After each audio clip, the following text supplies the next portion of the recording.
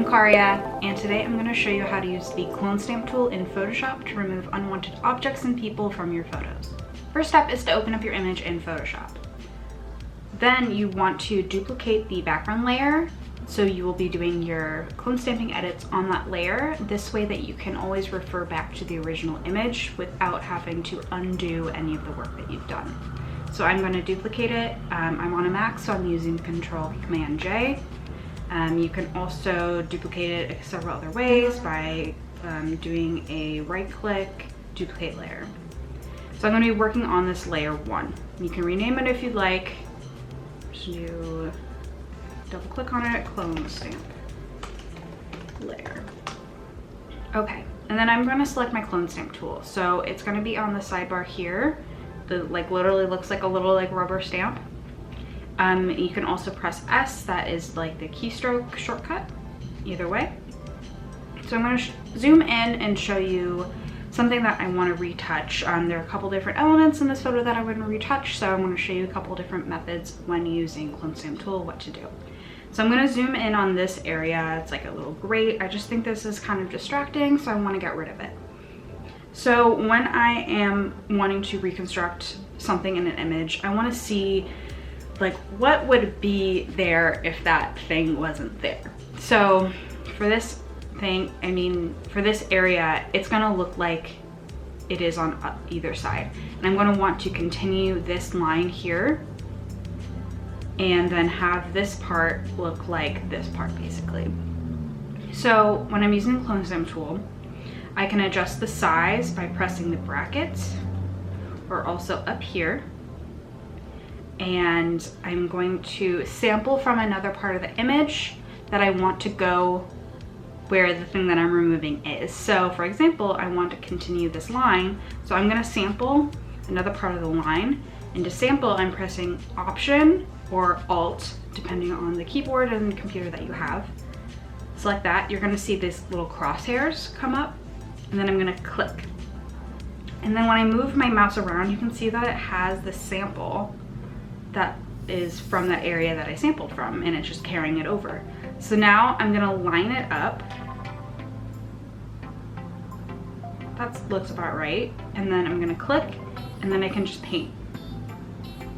And that looks about right. So it's just sampling from there and putting it there. And then to finish removing the thing that I'm removing, I'm going to sample another area. So right around here, it should look, you know, like about here. So I'm gonna sample from that, bring that over, line it up, and then paint.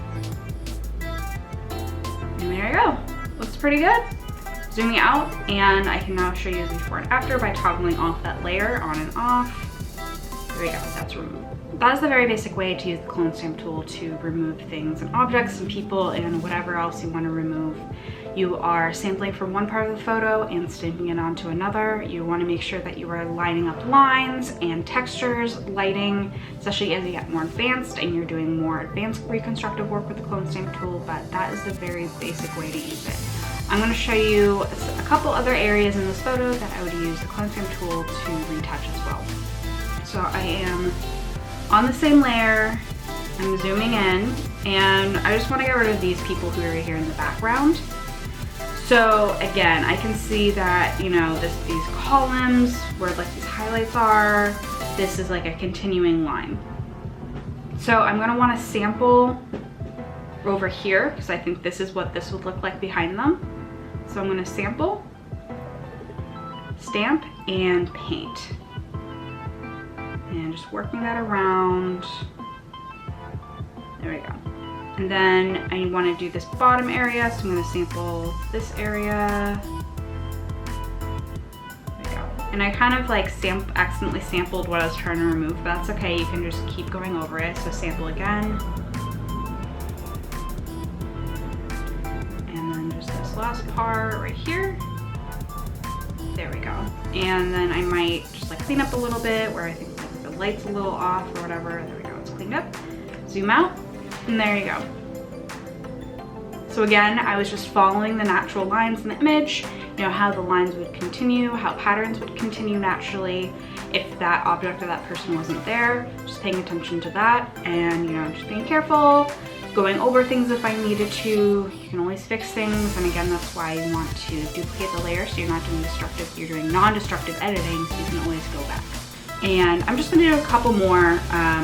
There's like this crack in the sidewalk that might as well just take it out. So I'm gonna zoom in on the sand layer, and I'm gonna remove that. So I'm gonna start right here at the bottom. So, you know, right here, if that crack wasn't there, it should just look like it's a continuation of the seam in the concrete. So I'm gonna just sample another part of it, line it up, stamp, and I can just keep moving up. Nope, I accidentally sampled what I wanted to remove. That's okay. You can always just resample and go over it. And you can see that the depth of field is changing as you go along this concrete. It's a lot more in focus, and then it gets blurrier as you go up. That's just the depth of field that was taken with the camera. So you want to make sure that you are, you know, aligning that together. You don't want to sample from this part that's a lot sharper and put it here. Like, let me show you what it looks like. If I sample from here and put it here, there's a lot more texture and it doesn't look right, you know. So you want to make sure that you are sampling from the same like focal plane to make sure that the textures line up. So I'm just continuing to sample like right next to it, right next to where I want to, right next to what I want to replace, and going over that, painting it, and just painting up, and resample, go up. And here's another line that I want to, you know, keep in mind, you know, the continuation of the line. So sampling the line and going up. And just keep sampling over here. And then on the hem of her pants, you know, it's not that noticeable, but just for the sake of it, I'm gonna sample the hem of her pants just to get rid of that line that goes behind it. And then keep sampling. There we go. And maybe just like a couple other spots. There you go. Thank you so much for watching. I hope that this tutorial helps you use the clone stamp tool in Photoshop to remove objects from your photos.